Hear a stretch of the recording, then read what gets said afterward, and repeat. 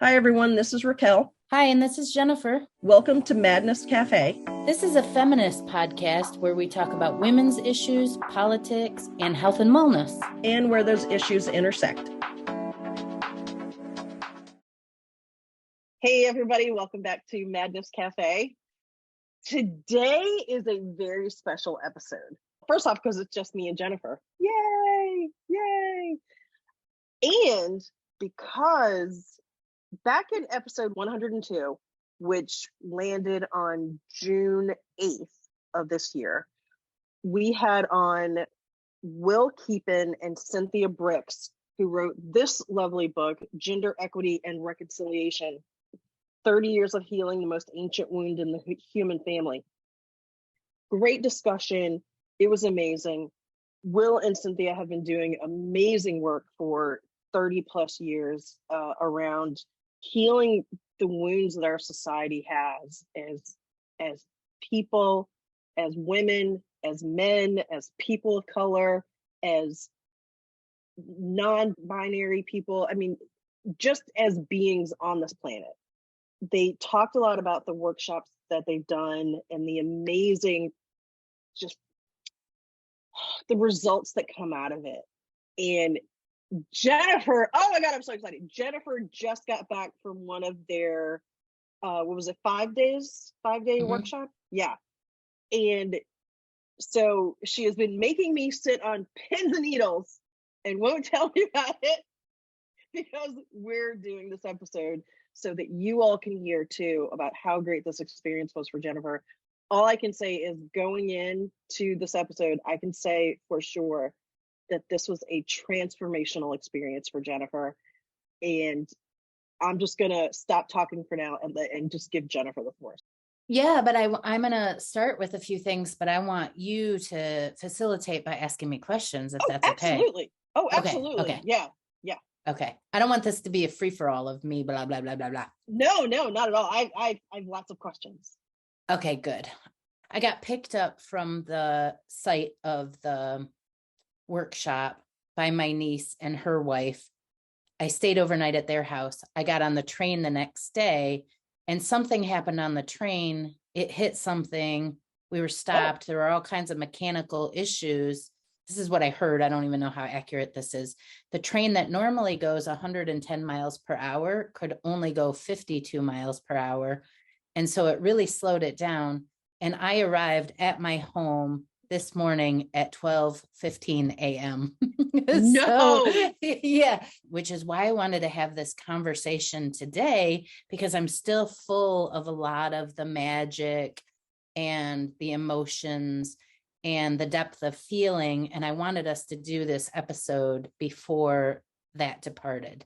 I want to start by asking, what prompted you to go, you know what, I'm doing it. I'm signing up. I'm going to this workshop. That's a great question, because the minute we got off of that episode with Cynthia and Will, I knew I wanted to go to the workshop. Like this was like, it resonated with me so deeply. This is what I feel like both of us have been saying on the podcast all along, that it's not men against women. We need some kind of bringing together. I didn't have the word reconciliation until that episode. I also know what reconciliation means, like mentally. But okay, I'm just going to give a little teaser. I did not know what it felt like deep, and now I do.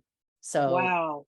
Yeah. So okay. So can you talk more about that, or should we wait, or is that something you're going to get to?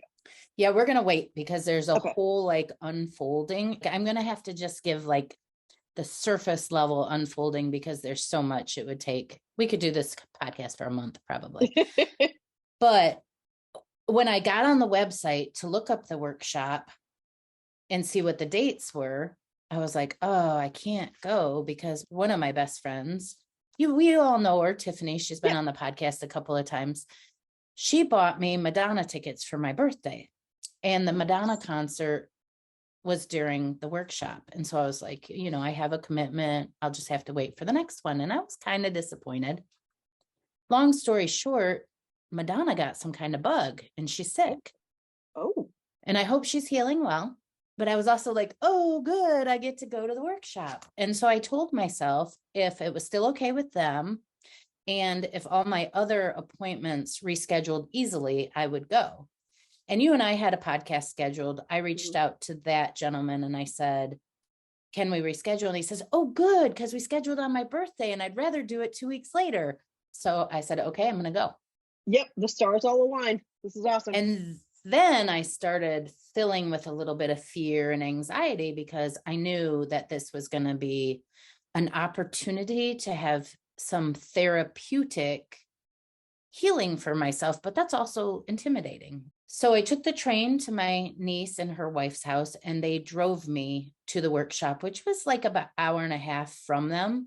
But we had some stops on the way. They had a doctor's appointment. They're creating a baby together. And we stopped and had lunch. And they're kind of on-time people, and I'm kind of real early people. So the anxiety was starting to build a little. Like I always like to get places early.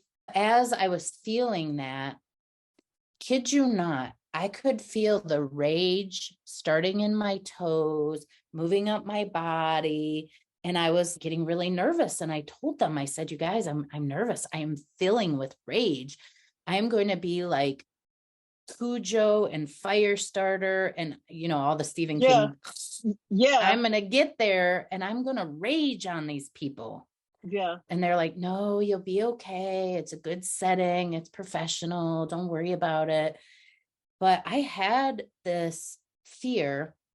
And the first opportunity that I got to introduce myself at the workshop, I realized, wow, all this rage Raquel and I have been saying on the podcast forever. We don't hate men, but do I hate men? Do I hate men? Am I so fucking full of rage? Do I actually hate men? That's where I was. Wow. When I got there, I was really questioning whether I had been authentic or not. Maybe I was that feminist who hates men. Wow. It's pretty brave of you to be that honest and vulnerable about that, to share that. To you or to the group? Well, to our listeners. Oh, do you know what I mean? Okay. Yeah. Yeah. Yeah. And to actually even to recognize it within yourself and then to say that out loud. That's a big thing. Yeah. So I just want to, give you kudos for that. Yeah. So when I arrived, it was like in a dorm style facility. I have never been in the dorms. I felt like I was getting dropped off at college. The bathrooms made me nervous because it was like a shared shower. And I was like, oh my gosh. And my niece said, don't worry. If this doesn't work out, call me. I'll be right back to get you. She gave me like the escape route so right sweet. away. Yeah. You can always come home, honey. You can always come home. Always come home. It's funny because I dropped her off at college and now she was dropping me off at college. Then I went downstairs because it was dinner time and they had said, just go get your food and then look for us. So I walked up to a table and there were 4 people sitting there, 1 woman, 3 men. I sat with them. I felt immediately comfortable. We kind of shared like what brought you to GERI. GERI is the short name for the workshop and for the organization.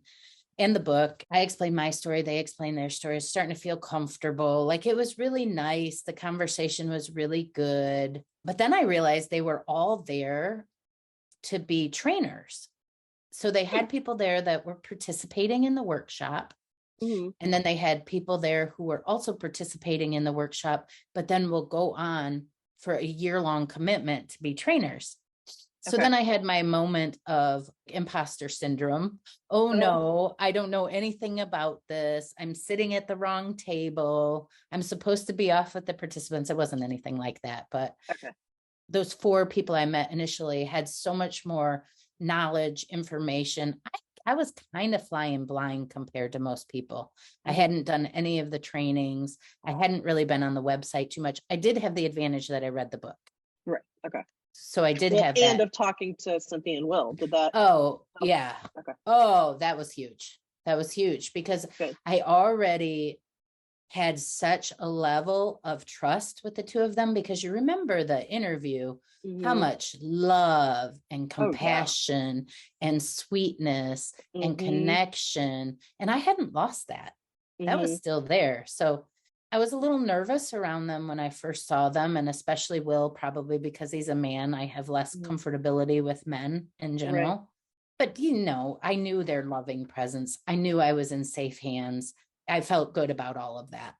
Good. So then we went upstairs for the first night. It was like 6:00 when we started. There were introductions all around. I told them how we met them on the podcast and introduced myself. And then we started this exercise that was kind of like a milling thing where people just walked around the room and kind of felt out each other's energy. And I should say there were 18 women and 10 men all together. I was just going to ask you that. Okay. With all the facilitators, all the trainers, all the people in the training program, and all the participants, total 28 of us. This is all my perception, so I can just say that some things might be a little off from what other people perceived or how it actually went down. This is like how it came out for me. Yeah. So they said, stop and face the person that you're closest to. And then we were like eye to eye. And I remember like just feeling so secure with this person and smiling. Like we both had these big smiles and we were making eye contact. And my first partner was a man. And I was like, oh, I feel safe. And I also got the sense from him that he knew what he was doing, that he had been to these trainings, that he was comfortable. But it didn't make me feel insecure. It made me feel in good hands for the first exercise. Good. And then they asked that question, if you're a woman, tell your partner what your mom told you or some things you got from your mom about what it is to be a woman. And if you're a man, same thing with your father. And then anyone who is, non-gender or transgender or non-binary. Thank you. I miss that term sometimes. Non-binary, then just whichever one you identify with more, or if you want to, what did both of them give you about what that means to you? Mm-hmm. So I remember sharing that I got from my mom this real sense of, if you're in a relationship, make sure you have your own money, have your own checking account, your own car, always have an exit plan, take care of yourself, be independent. Yeah. It's a little more than independent. It's almost like the message was, don't trust that man fully. Yeah. Even though you're in a committed partnership, don't trust that man. And then I'm not going to tell you what the man said, but then we mulled around a little bit more. Mm-hmm. And then there was a second question, and I connected with a woman that later I became good friends with. And I'm not going to give all the questions that were asked, because all of you, I hope you will really consider going to the workshop or doing the one online, because it was transformative. And so I don't want to give it all away, but I want to give you an idea of what happens. Yeah. So we're mulling. And we did this 3 or 4 times. And then we debriefed it. Like, what were our feelings? What did we think about it? Whatever. Mm-hmm. We were up relatively late. It might have been like 10:30. Okay, I know that's not late to all of you, but to me it's late. It's late for you. Oh, it got worse. We were up so late every night, and I go to bed at 9:00. Yeah. So like some nights, we did a dance one night that I absolutely could not learn. I was so tired. I just did the motions. Everyone was singing, and I was like, I'm sorry, I don't have the words. It was too late for my brain to function. Yeah. I was just like, I can't grasp these words right now. Yeah. And every partner I had in that dance said, it's okay, I got you. Wow. Yeah. So that was fine. Right. Cool. Yeah. Like, I can't do this right now. I'll dance, but I can't do the words. Yeah. They're like, I got you. So, yeah. But I jumped way forward. So I went to bed that night, and I was like very fitful. Like, I could not rest. I was like, there's so much on my mind. It was just tough. Like what? Was it just being in a new situation and lots of stimulus? I mean, like what do you think all that was? Oh, I know exactly what it was. And you called me out. So I'm going to tell you, I was going to withhold this information, but you said for me to ask questions. Yeah. Okay. So let me share one thing quick, and then I'll tell you. Okay. So on the way there, I wrote down my intentions, and this is an important part of answering that question. That's why I got to go to it. Okay. And my intentions were, owning my womanhood, Mm-hmm. stepping into it fully, healing the gender wound, like we could do that 100%, but beginning to heal the Right. gender wound There. and finding forgiveness for myself and others. Wow. So that was my intention. I wrote that on the way there. Okay. My little notebook. We were supposed to bring dress up clothes because there was a night of the workshop where we were supposed to get really dressed up. We never did that.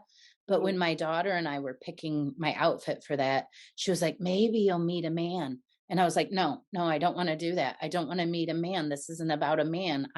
Even though like, I'm like, okay, this is the kind of place I'd want to meet a man because I'm pretty sure the kind of man I want to meet is there. Right. But I was like, I don't want that. I want to be able to step into my womanhood. So she's like, but dress nice for yourself, not for the man. Yeah. So we picked out the outfit and we packed it.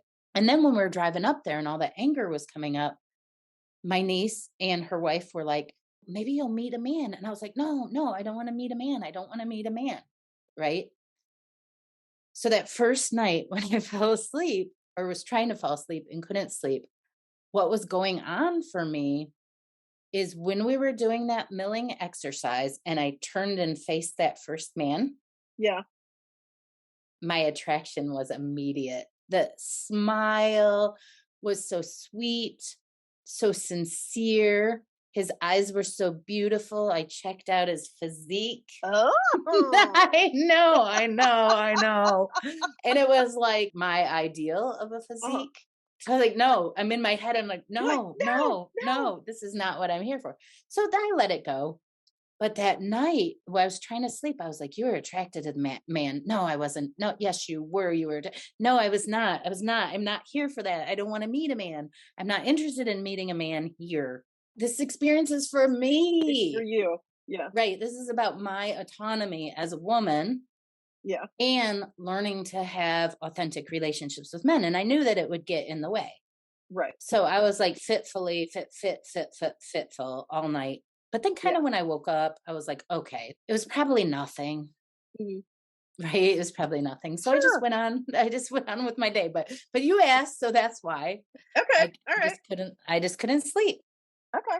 So then every morning we were invited to do things like meditation, yoga, walking the labyrinth, doing whatever you wanted to in the morning before breakfast. And every day I did something or a few of those somethings before breakfast. And then we'd have breakfast and we'd sit with people and talk with them and and that was really nice. And I avoided that man during that breakfast. I actually physically separated myself from him, which worked out really well. The second day, we were all sitting around the circle and we were starting to do some exercises. And a couple walked in, a man and a woman, and their only empty seats were right next to me. And it was really interesting because I had an aversion to the man as he walked into the door. I know. You know how you just, like you see people and you make assumptions, you know who they are. I was like, I know this man. I know what he's about. And I look and the only empty seat is right next to me. And I'm like, God darn it. He's going to be sitting next to me and I'm going to have to deal with him. And I don't want to. So I had this like physical aversion to him. So one man I'm having this attraction to and another man I'm having aversion to, which I think this is very normal stuff when you're talking about gender. So he sits down. And he turns to me and he introduces himself. He introduces his girlfriend. He asks me about me. He makes eye contact. He smiles. He's so nice. Wow. Really nice. And then we have to do a couple exercises, and to do them, we have to turn to our partner. One of the things we were doing was like a I am statement, like writing I am. And then all of the roles kind of that we fulfill in society. I had to read mine to him. He had to read his to me. And I started to relax. Oh, he's a nice person. He's a really nice person. Yeah. So that was very eye-opening because I had immediate aversion for really absolutely no reason other than something in my history told me I didn't like him. Well, I mean, because think about it. We're taught, don't judge a book by its cover. Your first thought may not be the right one. that sort of thing. But then on the other hand, as women, we're vulnerable in society, and if we have a sort of gut reaction of, ugh, don't trust this person, we have to pay attention to that for our own safety. Yeah. So it's part of that whole dichotomy that we live with in the Yes. world, just being women. It's the gender wound. Mm-hmm. It's so bad because I have to tell you, after spending a week with these 28 people, him being one of them, Mm-hmm. I have for him such a deep love now. I That's have so cool. he's actually, I don't want to pick favorites, Yeah. but it connection wise and healing wise and just helping each other through the journey. I Mm-hmm. have such a deep love for him, not a romantic love, Right. not right. a like, I want to jump on you, baby, let's go. I have Yeah. a deep, deep Well, the love that they gratitude. yeah, the love that they talk about in the book, the like agape love, the love of humankind. Exactly, you hit it. And it's so deep for him. And it's partly because of that experience Mm-hmm. and my reaction to him. Mm-hmm. And then everything that unfolded for the next few days between the two of us. That is transformative. I'm going to tell you, after the first day, I was already feeling transformation. I think on our first episode, we talked about all of the things that we do over the workshop. Mm-hmm. So the after we do the IM and that kind of thing, I think we talked about the silent witnessing. Men sit on one side, women sit on the other. And first the women go and they stand for everything that resonates with them. The questions are something like, how many of you women feel unsafe at night to go out and walk the streets in your neighborhood, or something like that? And then there's Mm-hmm. several of those questions, maybe like 15 or 20. And Mm-hmm. you stand up, it applies to you, and you sit down, and you stand up and you sit down. For me, what happened during that process, because the women went first and the men were watching, number one, I could not look at the men at all. Mm. Number two, I couldn't even look at the women around me, which surprised me because I thought I'd be like checking out like who's standing, right? Yeah. All I could do was look forward. I could feel the presence of the women up and Okay. down. I could not look at anyone. And Mm-hmm. part of this is because it was like question after question after question after question. I stood up, and some of the people around me didn't, to all of them. And I was like, why am I standing up for so much? Like, why am I standing up for every single one? And I started to feel this very deep embarrassment. Oh. Embarrassed. I was embarrassed to stand up. Finally, there was one I didn't have to stand up to, and I don't even remember what it was, but I was like, oh, thank God I don't have to stand up for that one. Mm-hmm. When I recounted this story to someone later in a group, someone said, well, you were feeling shame. And I said, no, I was not. I absolutely was not feeling shame. I was feeling embarrassment. And then someone else asked me, what's the difference? So I Mm-hmm. said, for me, it has a lot to do with Brene Brown's book on Mm-hmm. shame, or work on shame. And I said, shame to me is full of blame, like you're responsible. And I said, I Mm-hmm. knew I wasn't responsible for these things that I was standing up for, Mm-hmm. but because I am a strong, independent woman who can take care of herself, I was embarrassed to admit to those 10 men standing in front of me Mm-hmm. that those things were true of me, because I put on a front that never happened to me. I'm too strong. No man ever attacked me because I'm too strong for that. No man Oh. ever, that wouldn't happen to me because so like admitting that these things actually did happen to me Mm-hmm. Mm-hmm. was really tough for me. Even though there were no words spoken, Mm-hmm. I was embarrassed. I was embarrassed to stand in front of the women were fine. I know I Yeah. got these sisters support. Yeah. The men, I was embarrassed. I was embarrassed. Granted, I don't know the specific questions that were asked, Sure. but you are so candid on our show here on the podcast Yeah. all the time. Yeah. And there are guys who listen to our show. Yeah. Why was the workshop different? Why was there embarrassment there? Was it because that you literally could see them? I think part of it was their presence because it was Mhm, a silent witnessing. Like the mhm, witness of it is that word is powerful to me. This mhm. Was it a judging? Do no, you I know what I didn't mean? feel Like, did you feel like people were judging you in their silence? nope, not at all. Okay, okay. Nope, not one bit, not nope. But Mhm, I think what it was, I think if I had stood for one thing, no problem. If mhm, I had stood for another thing a little bit later, no problem. But I stood for one, then the second, then the third, then the fourth, then the fifth, then the sixth, mhm. then the seventh, then the eighth, then the ninth, then the 10th, then it got that far, Raquel. Yeah, yeah, okay, I see what you're saying. Okay. And then finally I was like, oh, I don't have to stand for that one. Part of me was like, why me? Why am I standing for so much? Why me? Yeah, yeah. The other part was like, I'm embarrassed Mhm, that it was me because I don't think I accepted that about myself.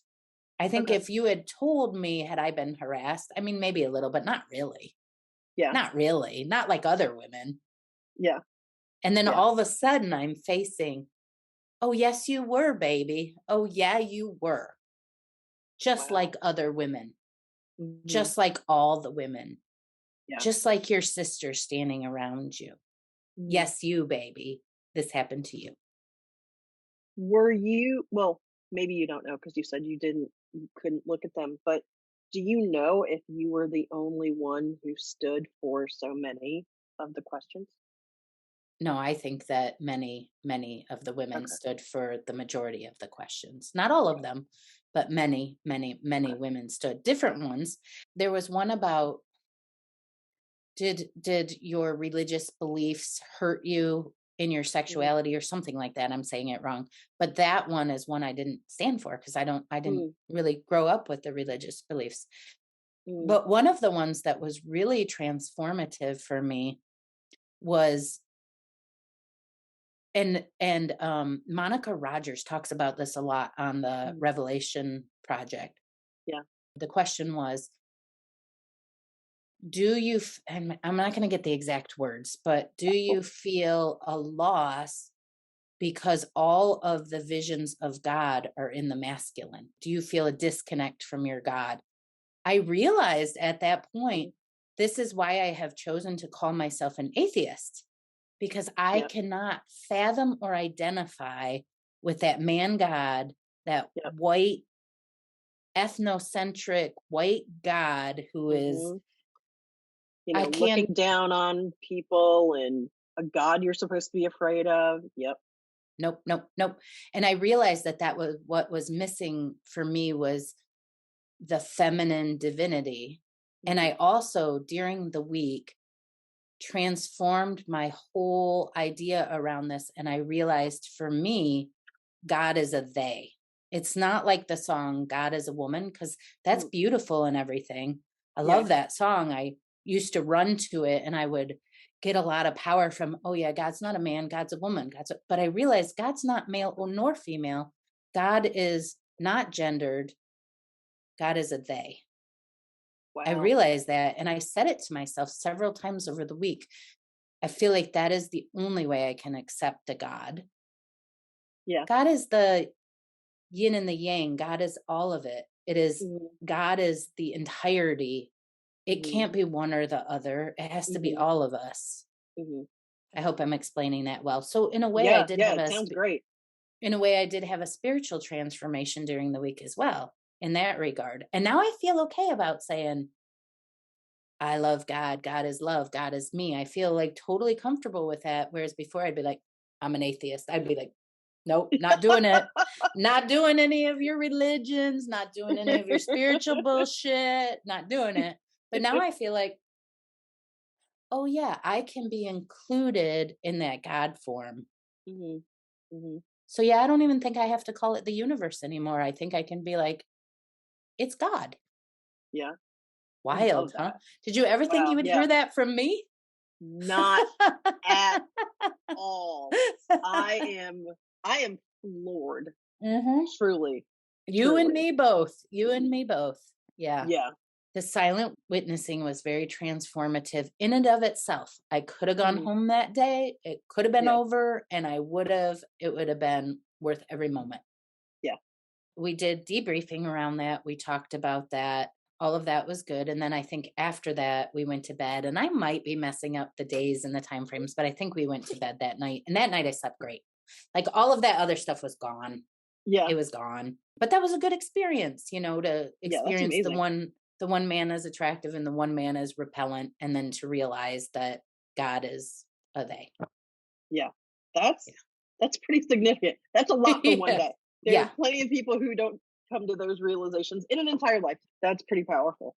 The next day, we went into those healing circles that they talked about, where the women had a circle, the men had a circle. What was interesting to me is we did the exact same things in our circles. We just did them separated. And then after we did our circles, we came back together. The women were in the center and the men sat around them just like they described. There were some women that told me that made them feel very uncomfortable at first. It didn't me, but I can see why it would, because we had shared in this kind of like sacred feminine circle. Yeah. And then now we had the men in the room, and we were told we could share the exact same thing, or we could share something completely different, or we didn't have to share it all. And the sharing itself is not like, okay, your turn, your turn, your turn. It's like when you feel ready to be moved. And what I thought that I would do is I thought I would take the stick of anger, and I thought I was going to spew that rage all over the place and tell these men how fucking mad I am at them. And I thought I was going to be like, you jerks. But that didn't happen. Huh. So what did happen? So for me, what happened is somehow I was moved by someone's story of grief. And I started to think about my sister and the kids. And so I went into the circle and I picked up the leaves that were there that were symbolic. They were symbolic of grief. And I started talking about my sister and how much grief I felt about her. But then it moved into my sister had died. My dad took the kids, and now my dad had cancer. And then I started to feel all this grief around my dad. And then I did step over into the anger, and I held the stick. And I was like, I'm very angry. I don't have the relationship that I wanted with my father. But that didn't last very long. And I don't remember exactly what I said, but I kind of fell forward into the bowl of emptiness. They had symbols, obviously, all around. That's why I'm saying the stick, the leaves, the bowl. So I was into the bowl of emptiness. And what I said was, all I wanted was for my father to spend time with me. All I wanted was my mother to spend time with me. And then I looked in the bowl and I said, I'm so lonely. I'm so lonely. I'm so lonely. Right. This is what came out, not the rage. My loneliness came out. Remember, we did an episode on loneliness. Yeah. I'm so lonely. And then I sat down, and of course, everybody's crying, and we've got tissues and whatever. That was when we were just in the women's group. So when the men came around and we were doing it again, I said very similar to the same thing, but here's where it gets funny, because remember I said I had no shame. I went in and I picked up the shame shawl. Okay. And I set it in my lap. And then I told the same story about my dad and how I was feeling, and gently asked me a question. And she said, Jennifer, do you want the anger stick instead of the shame shawl? And I said, no, I picked up the shame shawl for a reason.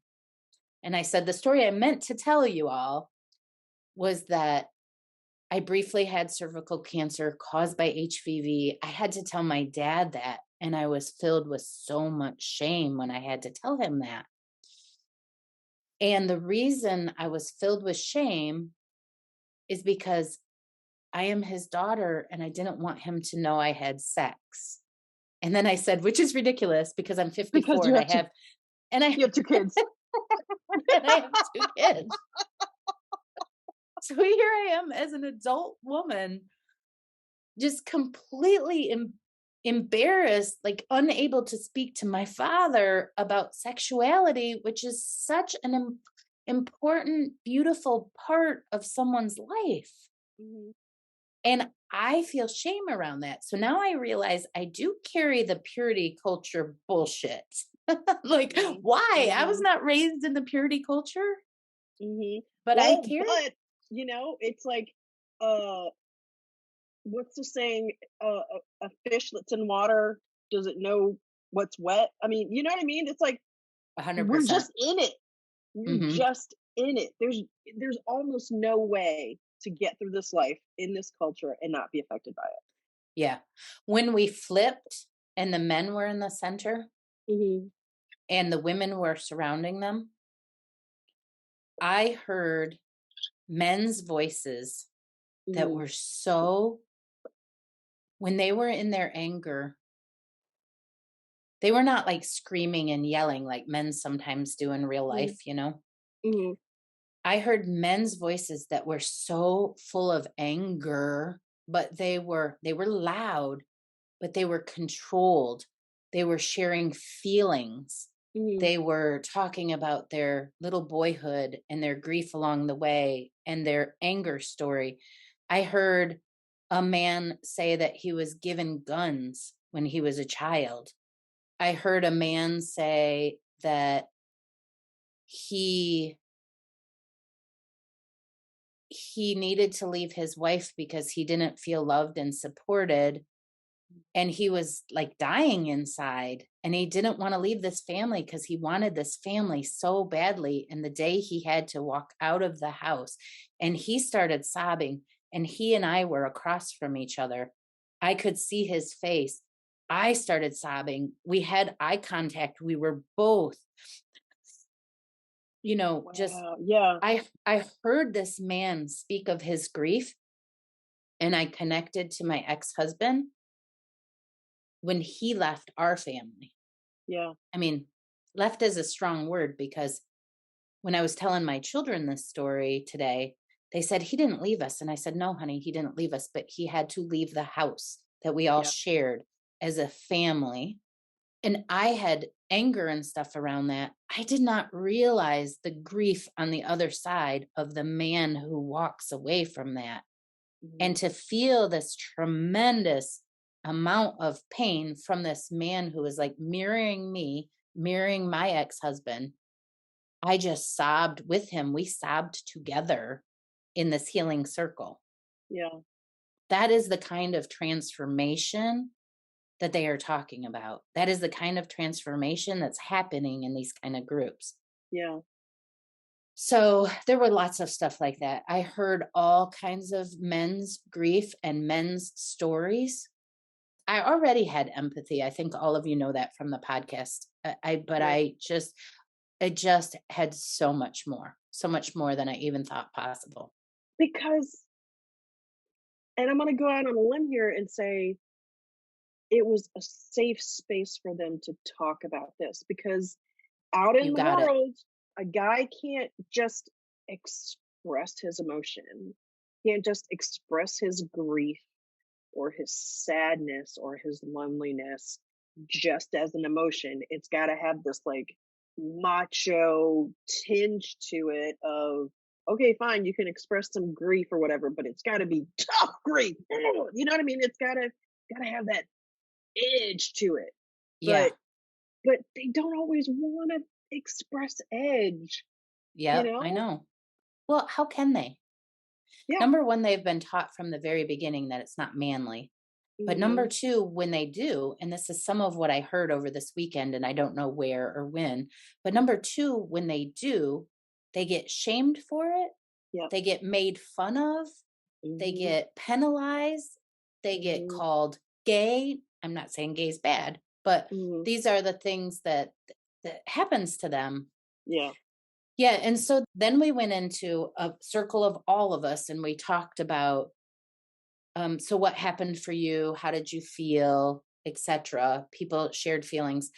And this is what was really interesting to me. This gave me a whole new perspective on life. Hmm. I heard a man say that he had so much pain because we as women cannot go out. We can't get dressed up nice and go outside without being fearful of our safety. Mm-hmm. And he Mm-hmm. said, I feel robbed of a woman's true beauty because she cannot be herself. I am not allowed to bask in a woman's true essence because she cannot be who she is. I am robbed of that.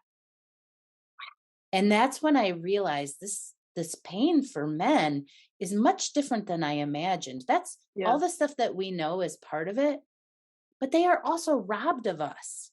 Yeah. They don't get to have us. Yeah. We don't get to give ourselves to them, and they don't get to have us because we can't even be us. Well, and on the flip side, we don't get all of them either. 100%. I had never thought about it that way. And I thought about all the kind of ways I've been working with Kara Batar with the Kundalini Yoga and the sex and the feminine, which you'll get to hear about, listeners, on the next episode.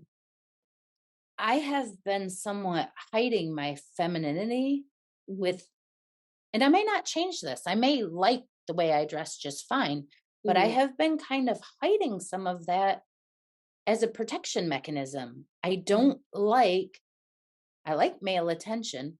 I don't like the unwanted male attention. Yeah. I don't know how they're supposed to figure out which I want or don't want. I don't know how I'm supposed to identify which I want or don't want, because the one man I was like instantly repelled to, he was a very sweet man. But I'm like protecting myself. Yeah.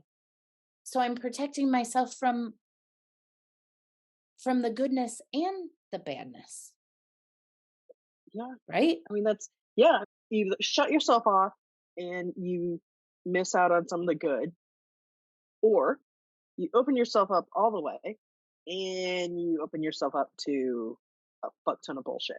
So, but what if we could open ourselves up and we were reciprocated with the same type of openness? I think that would be fantastic. I think that's deep down what we all want. Everybody.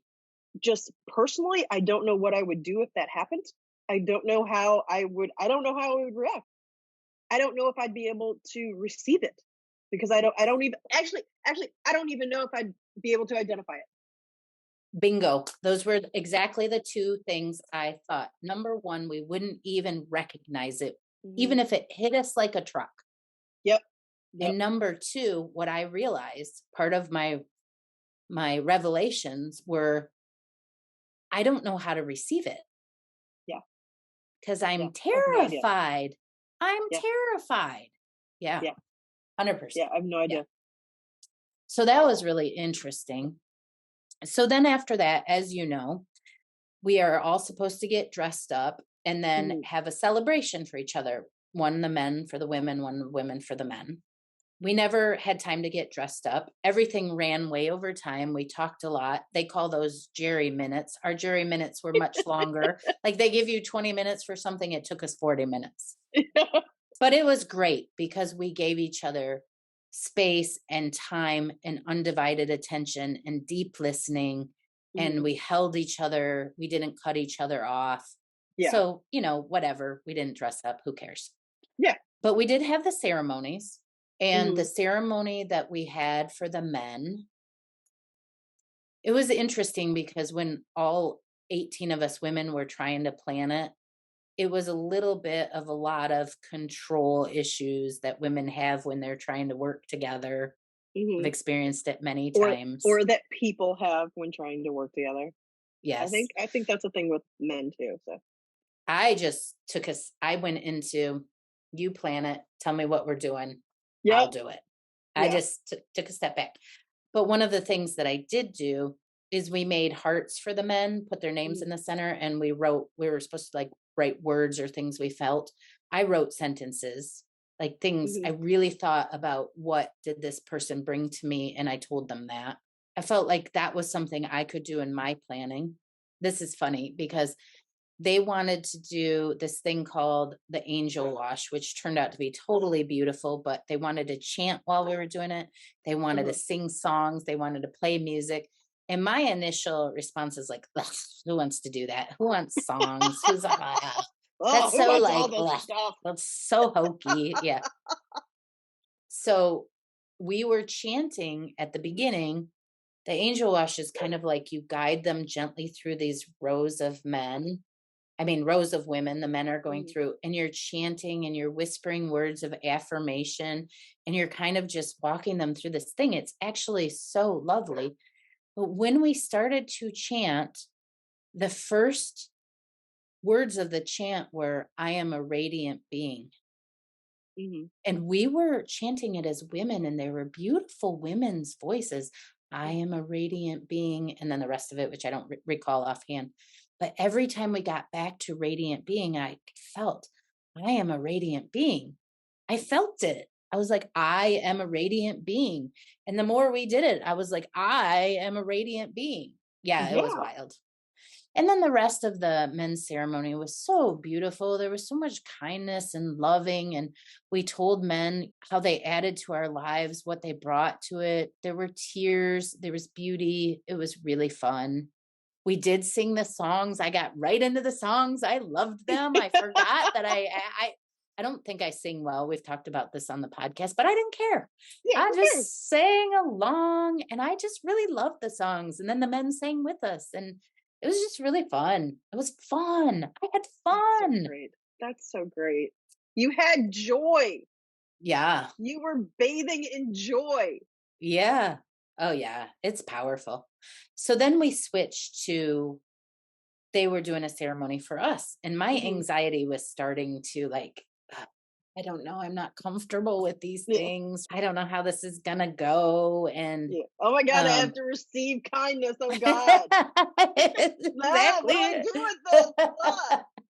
That's exactly it. This is part of the learning that I don't really know how to receive very well. Yeah. Yeah. So the first thing they did is one by one, the men came to the door and they escorted us. And I'm very uncomfortable with those things when they happen. So I'm like, just breathe, just accept it. They're escorting you to this fun thing. So I was like, yeah. And it was very nice to be escorted down the hall. Mhm. Very nice. So then we sat in our chairs. They came over and they washed our hands, they bathed them. And that was like a really like intimate experience and not Mhm. sexual. It was nice. I enjoyed it. Human touch. Yeah. And then they had made us these paper bouquets and they had gone outside and picked flowers and put them in there and a chocolate in there. And so they, one by one, they walked up to us and they asked if they could escort us to our throne. When it was my turn, I was, "Oh, I don't know if I can do this." But the person who came up to escort me, he kneeled in front of me, and it was so touching. He kneeled, and I didn't even let him speak. I went, "Yes. Yes, I will go to my throne." And he like laughed a little bit, and then he was, "Jennifer, may I escort you to your throne?" And I was like, "Yes." And so, you just walk up and you sit in this chair and they decorated it with like pretty things. And I have to say, like sitting in the throne was, ooh, I, I've never felt that way in my entire life. Yeah. Men told me things about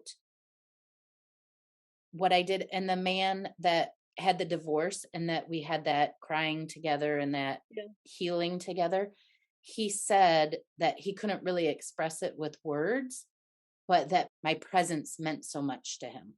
And there were other things like, "You are strong, you are brave." But one thing I remember hearing from a man was, "Your voice is powerful. You are a feminist leader. You are here to lead." And I was, "Mm, mm, mm." Oh, That beats my heart because that is what we do. That is what yeah. you and I do, Raquel. Raquel, Yeah. you are also, your voice is also powerful. You are also a feminist leader. You are a leader. We are here to lead. And we're partners. Yeah. We are. Yeah. It was so affirming. It's affirmation. It felt very Yeah. personal. Yeah. Things that people noticed or felt. Yeah. It was good. It was really Genuine. good. So then I went back to my chair, and then one by one, each of the women went through their process. And it was Mhm. so beautiful to watch. I was watching other women get escorted up. I just felt so good for them. Yeah. After we were all sitting, they put on some music, and each man did a little dance for Oh, us. how cute. They were so cute. They Oh, were filled with the joy of little boys, but also in their full manhood. oh, Yeah, I don't know, it was just so cute. oh, And then we my got up little and heart just grew 3 sizes. oh, yeah, girl. I mean, I should never call you a girl. Woman, woman, you are going the Oh, yeah. next time they have this, you are going. Yeah. Come hell or high water, you are going. Yeah. Yeah. Absolutely. There was more that we did, and I don't Mhm. think we really should get into it because we're probably running out of time. I think that because that was the end of the workshop. We Mhm. stayed for a few more days because we were all there for the training of the facilitators. Yeah. And we also did a breathwork workshop the next Mhm. day. So there Mhm. were other pieces that people can do, but that was the end of the initial workshop. Okay. And we all kind of floated out of there Oh, completely in love. oh, I Yeah. love that. Okay, I don't want people to feel cheated, but I know we've been talking for a while, but I personally want to know about all this, and I know You other people are ask going to want whatever to hear you this. want. I'm going to save one thing for last, but first, you talked about the breath work. So talk a little bit about that and Okay. what your experience was with that. And Oh boy. I know from having talked to you yesterday and today Yeah. that this was huge, but I want you to tell it in your own words so that everybody else can hear too. Yeah. So I just want to say first off that it is a piece that goes together and it's also separate. But Mhm. for us as a group, because we did the workshop together and then moved into the breath work, we were Mhm. already connected Okay. as a group. Yeah. So a lot of what happened was in connection, including the partnerships that we had. As we were leaving the workshop, they said, pick yourself a partner, find a partner for tomorrow. If you don't find a partner, don't worry about it. We'll connect you with somebody, but you're going to have a breather and a sitter. And of course, Mhm. we all cracked up because we all have to breathe, right? Yeah. You don't get to breathe. Right. But no, it's not like that. Weirdly enough, in a normal situation, I would have stressed about that. I would have been like, oh, who's going to be my partner? I didn't have any thoughts about it at all. Uh-huh. I was just, I'm tired. I'm going to go to sleep. I'll think about that in the morning. And I went for beeline for the door. There was a man who took a step forward and said, Mhm. Jennifer, may I speak to you for a moment? And my heart just kind of did a little pitter patter. And he said, I know my words are not 100% perfect, but in all essence, he said something like, would you be willing to be my partner? I would really like that. And I said, yes. I said, yes. And Mhm. he said, you Mhm. don't have to be. And I was like, no, I want to be. And then I remember taking his hand and shaking it. We're partners. I'll see you tomorrow, partner. And I walked out. Like it was so, So yeah. business like. Yeah, that's me. That was good. I didn't have any real feelings about it one way or another. I know in lots of situations, I would have probably said, I will only do this with a woman. I wouldn't have felt Mhm. safe to do it with a man. But I Mhm. think because of all of our connections, like it didn't even, it Yeah. was a non issue for me. Yeah. And I had no idea what this breath work was. My preconception was we were going to walk into it in the morning and we were going to work all day on learning some yogic breath. Mhm. That's what I thought we'd be doing. Yeah. So when we got there, they had us set up our space and it was like mats with blankets and pillows, very comfortable, soothing areas to lay in. Mm. The watcher would be on pillows or close by, sometimes chairs, but just sitter, sorry, breather and sitter. And the sitter was there to be in vigilance to watch over you, to take care of your needs. If you needed a drink of water, if you needed a tissue, if you need to go to the bathroom, if you want to be covered up, if you needed to tell them something, if you were scared, they're in vigilance to help you. So they're personal to you, just two people. They also had lots of trained facilitators, not just one, not just two, lots of them walking the room, keeping their eye on everybody, which is why after doing this experience, I would say to people, do not do this on your own. Do not play around with this. Make sure you have people there that know what they're doing. They can help you. They can help you through the experience. They can help push things through. They can they can decompress afterwards. Debrief. Thank you. That's exactly what I was looking for. They told us that there would be healers in the room. And if we didn't want any healing touch, to let them know that, to let our partner know, and our partner would take care of that during the thing. If you only wanted a man to touch you, if you only wanted a woman to touch you, if you didn't want anyone to touch you, let them know. That would all be honored. I remember when describing the process, he said, long, deep breath, and then make it fast. Make it fast, make it fast, make it fast. And he said, and you're going to feel like, oh, this is so hard. I can't do it anymore. And then he said, and just push it, keep breathing, push it through. Yeah. The point is to like oxygenate your brain to get to this altered state, an altered state like we've been talking about on the podcast. Yeah. You and I have been talking about doing, what's that word I can never say? Psychedelics. Psilocybin, psychedelics, ashwagandha, whatever. Ayahuasca. That's the one I always think about doing. Ayahuasca. Yeah. I get that confused with ashwagandha. See, I can't. Words are horrible for me. Right. Okay. Yeah. So my partner said, do you want to go first or second? The entire workshop, almost always, without reservation, I said, you go first, to whoever my partner was. This time I said, I'm going first. I was like, clear, I'm going first. I jumped in the spot. I got all covered up. We got ready to go. They explained to us that they would be playing music, and the music would be for each of our chakras. Okay. It would be opening up and helping the energy flow and the chakras. And this all made a lot of sense to me because of the work that I've been doing with Karabatar with the Kundalini Yoga. We also met on the podcast. Yeah. This is why, Raquel, this podcast is so transformative for us and for our listeners.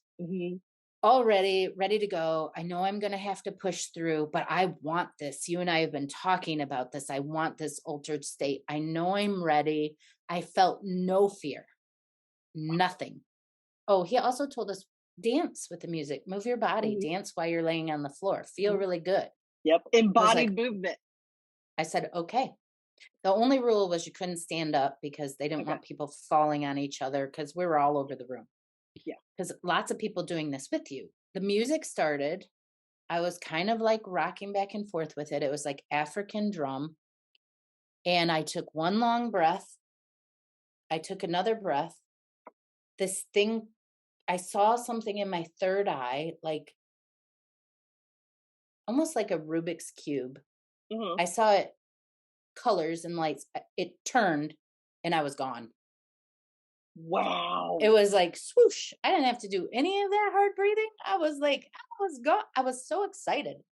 And the first sensation I had, and we don't have time to go through everything that happened. I'll hit on some highlights because I went on a journey. Also, you do this for 2.5 hours. Yeah. Each person? Wow. Yeah. Had no idea. I felt like my journey was like 30 minutes. That's what it felt like to me. I felt like I listened to 5 songs. That's not what happened. Wow. So the first thing I'm doing is I'm like hiking, I'm walking, I'm moving my legs. I am aware that I am laying down, that I'm in an altered state, that my body's moving, that I'm kind of simulating and pretending that I'm walking. Yeah. I have some binoculars. I'm on a journey. I'm like chilling to the music. I'm having a good time. Do, do, do, do, do, do, do, do. And then I'm like laying back and I can feel all this movement in my third chakra, which I've really been working with Kara on. Mhm. And I can feel it and I'm moving my body. And then my arms are up, sort of like they're pinned down by Uh-huh. my head. Yeah. And then I feel, and I didn't tell anybody this part in the workshop, but I'm going to tell you and I'm going to tell our listeners. And then I sort of feel the movement, not the violence, but the movement of having sex, of being violated. I Oh. feel, like when you're moving Mhm. into the bed is moving, Mhm. you're Yeah. moving, right? Yeah, the So I rhythm. start, so I start moving to that rhythm, but my arms are pinned back and I start feeling that feeling. And then I am so filled with that rage. That rage just comes Wow. over me and I start pounding the floor. And I'm laying down. I'm almost Yeah. like doing sit-ups. I'm Wow. pounding, pounding, pounding, pounding with the rhythm of the music. I don't know what the music was. And then my legs come up and they start going into it. So I'm pounding my legs and my arms. Oh my Bam, bam. gosh. I don't really know what that rhythm looked like because I Mhm. don't remember that much, but I know it was rhythmic with the music. And I Yeah. know it was powerful because I could feel it. And I was so angry. I was so angry. I was so angry. I was so angry. I was so angry. And then the men who were around who were protecting me and keeping me safe, they decided I was hurting my wrists and they threw these two pillows underneath my Mhm. arms. Uh-huh. And when my arms came down and they hit those pillows, my thought process was something like, those fucking men, what are they messing with my process for? And I grabbed those two pillows with my hands in the utmost rage and I threw them and I continued with more of a vengeance. God. Now I was beyond rage. I was in this furious rage. You fuckers. And afterwards they apologized to me. They were like, I'm sorry, we thought you needed that. And now I look back on it, that was the right thing to do because I was in rage, but I was not yet in that rage. They Yeah. threw me in to the most ultimate rage. This is my experience, my autonomy. Quit fucking with it. Yeah. Mine, right? Mine. I asked my sitter later, I said, I felt like I raged forever. How long did that take? Like physically, like in hours, how long did that take? And he said, it wasn't just one time. You did it several times. I didn't know that. Wow. But then I remember clenching my whole self again, sit-ups. I was like Yeah. clenching and I was so angry and I had transformed into mine, my body, my body. But this was all going on in my head. Yeah. My body, mine. And I was moving my body with all this. I was so angry. And I heard he came up and he said, Jennifer, put a word to it. What is it? Say it out loud. What is it? And I was like hearing it and I'm like resistant because I don't have a voice. It's been stolen from me. Yeah. And I'm feeling this. And then all of a sudden I was like, mine out loud. I was like, it's mine. It's my body. It's mine. Yeah. Yeah. Like huge rage, huge, like mine. It belongs to me. It's mine. And I probably did that for God knows how long, but I was like, I was fully and utterly reclaiming my body fully. So then that sort of transitioned into this thing where I laid back, I relaxed. I was so hot. So I was like getting my hair out of my way, like, oh, so hot.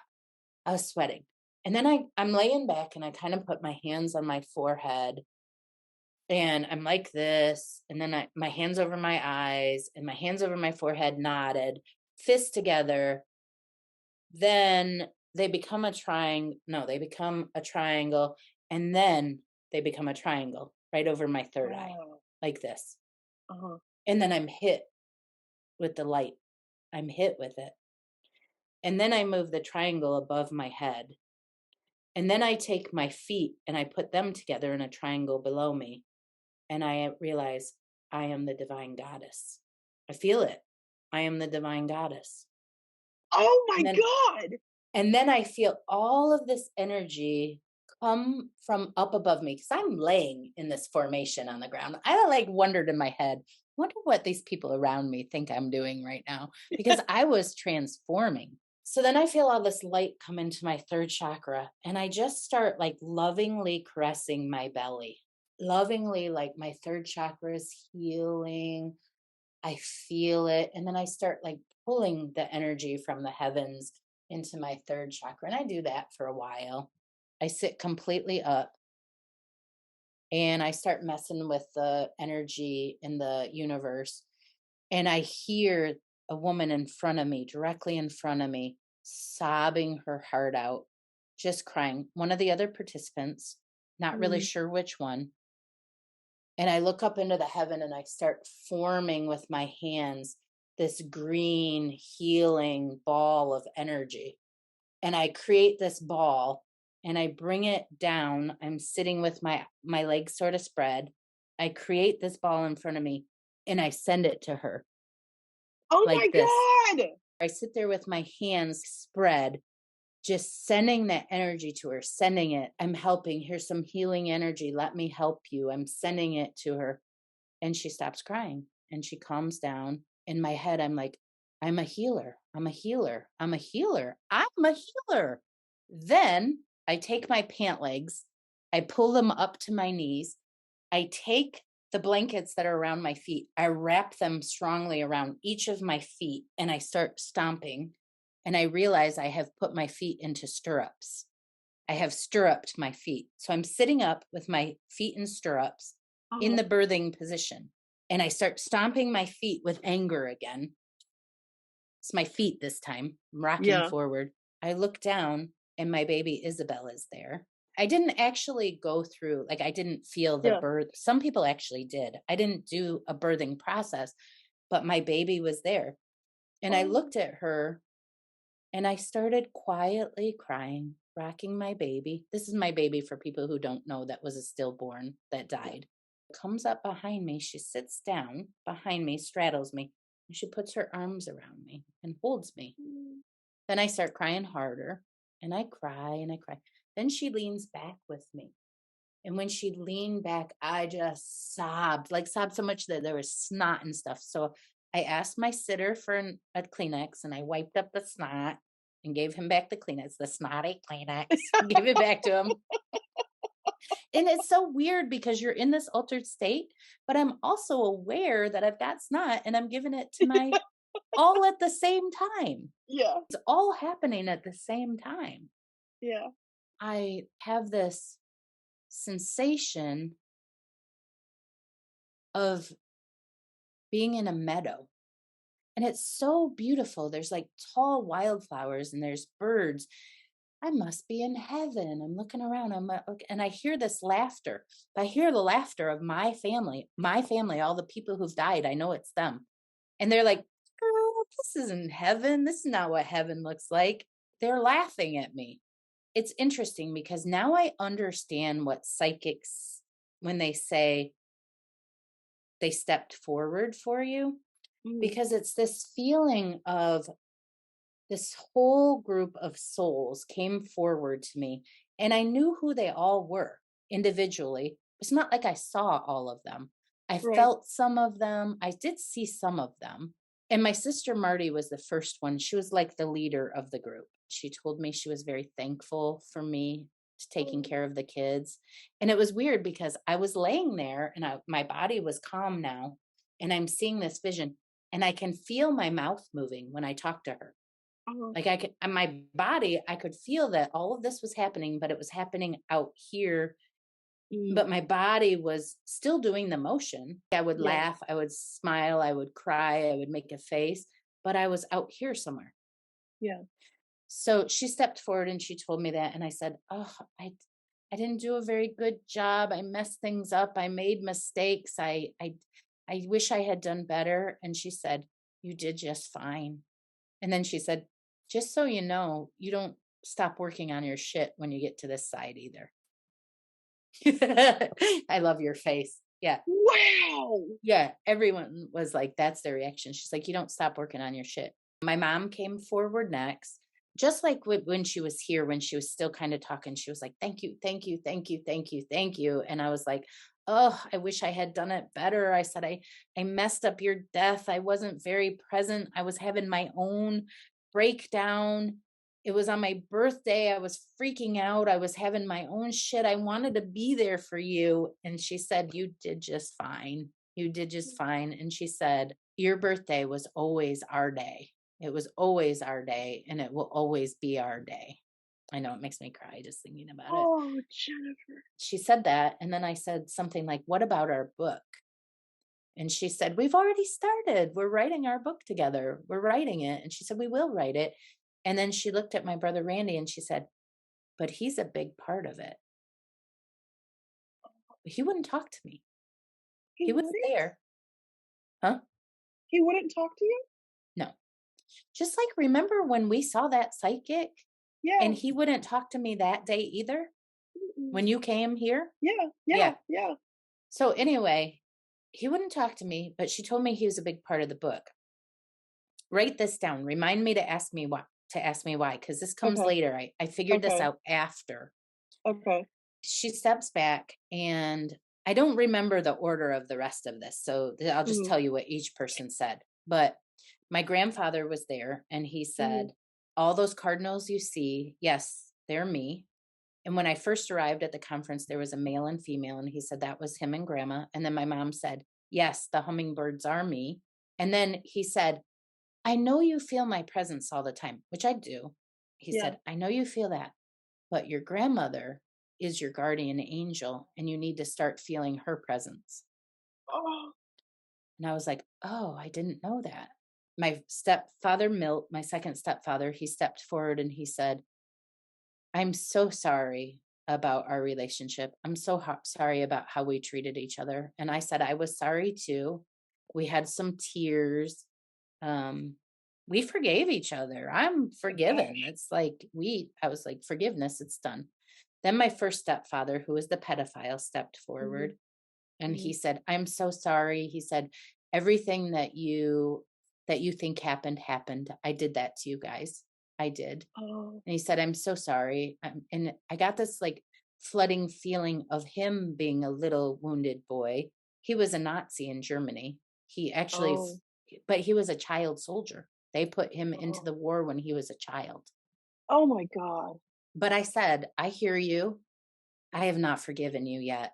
And I said, but I promise I will continue to work on it. And he said, good. Yeah. Okay. And he stepped back. And then, my friend Kara died of cancer recently.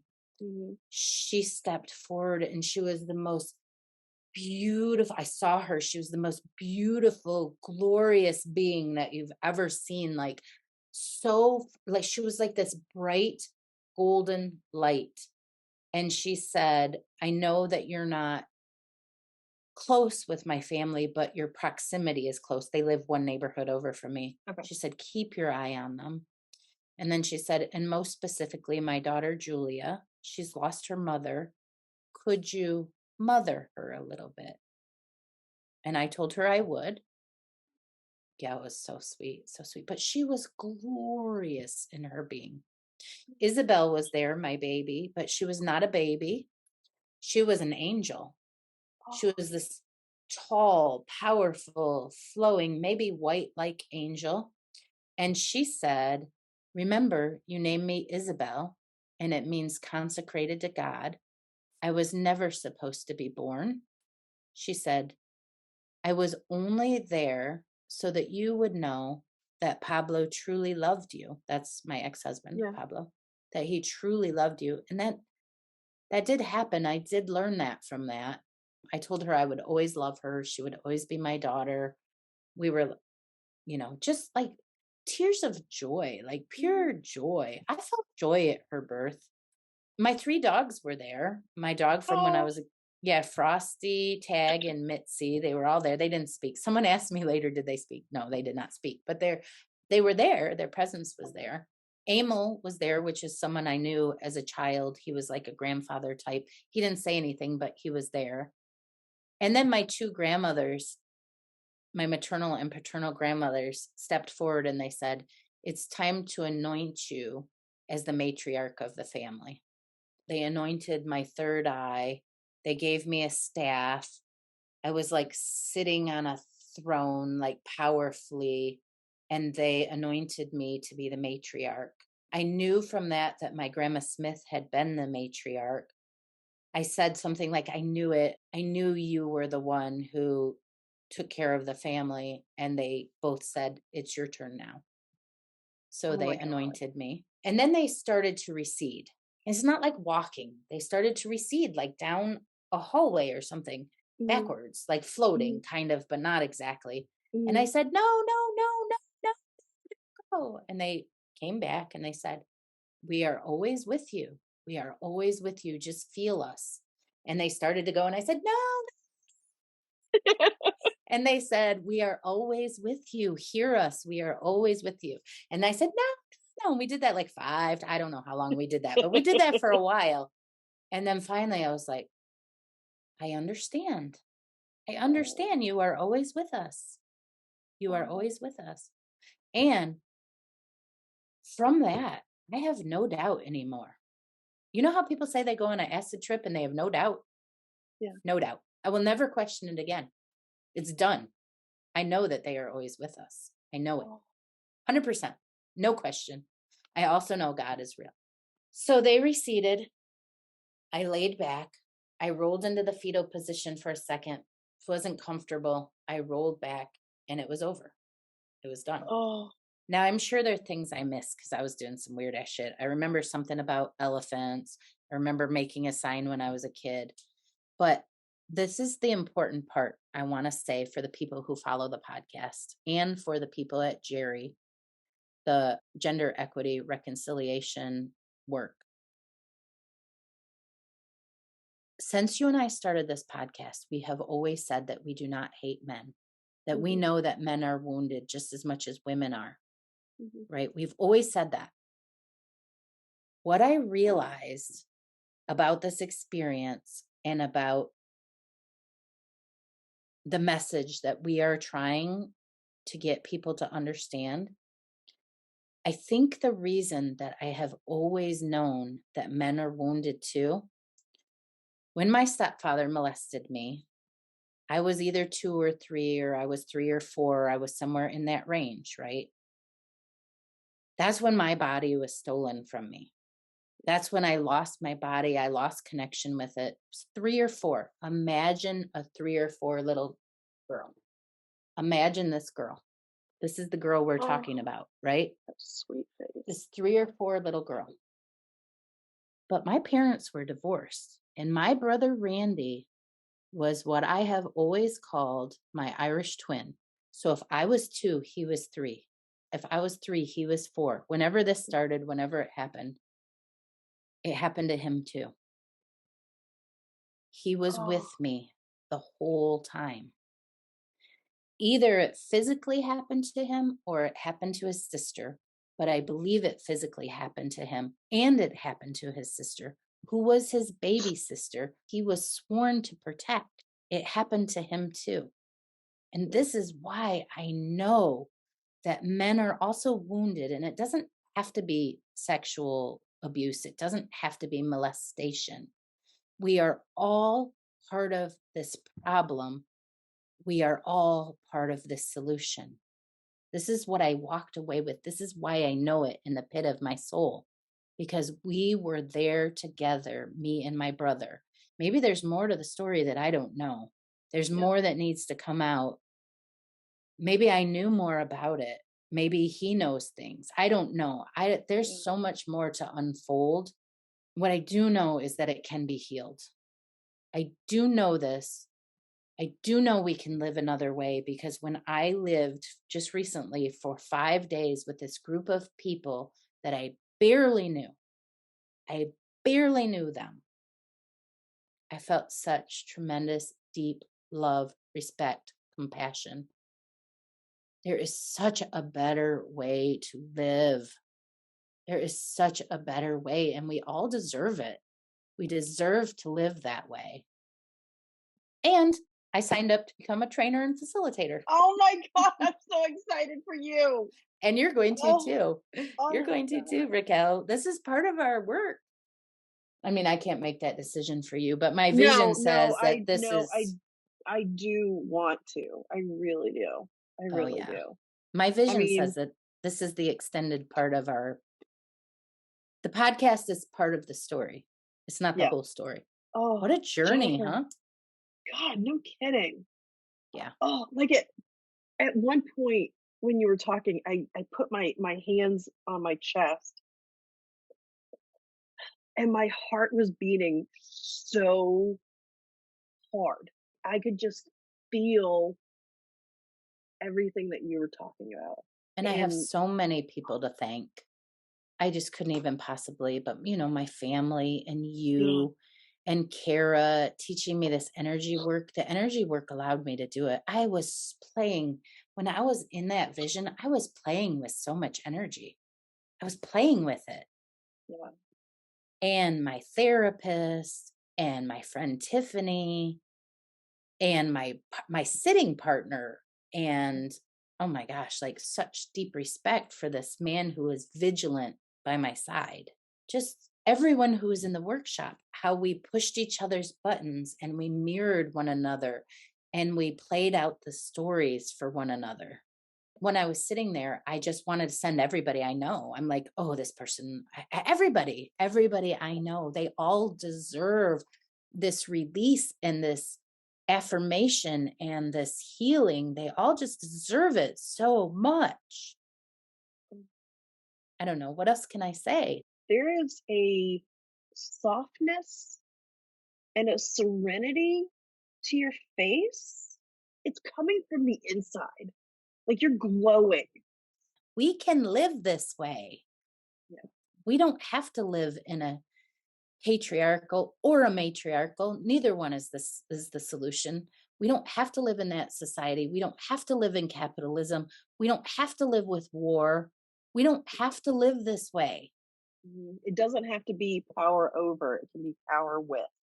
And oh my God, we have so much tremendous power. We have so much power within us. But I did do this to my wrists. Yeah. And what did people who can't see, Jennifer's got some major bruises from and rage. What'd you call them when you first saw them? Your warrior wounds. Yeah. And you know what? And I have to say this because we've talked about this before. We've talked about rage before, and you've talked about how you were afraid of the rage. You were afraid that you would get lost in it, and that you wouldn't find your way back out, and that it would destroy you somehow. It didn't destroy you, Jennifer. You didn't burn down the house. You didn't cuss anybody out. You didn't destroy yourself.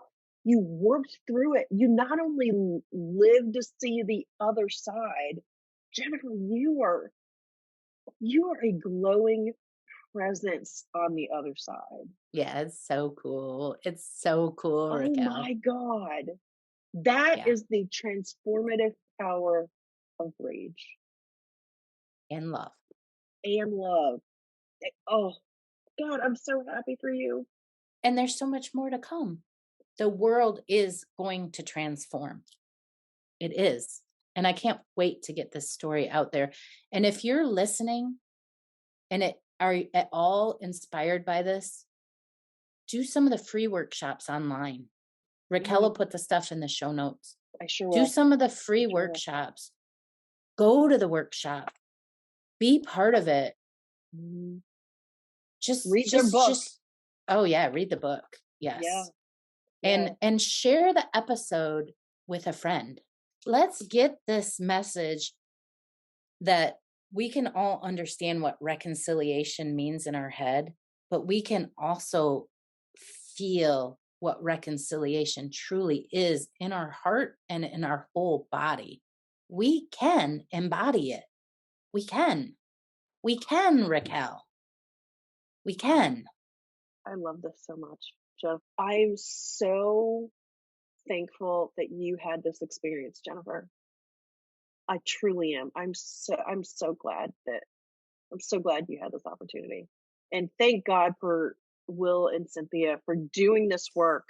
And all the others. And all the other people who participated with you, all the other people who are becoming trainers, all the people who are already trainers, all the people who are going to do this work and go to the workshops and all. I mean, we say it all the time.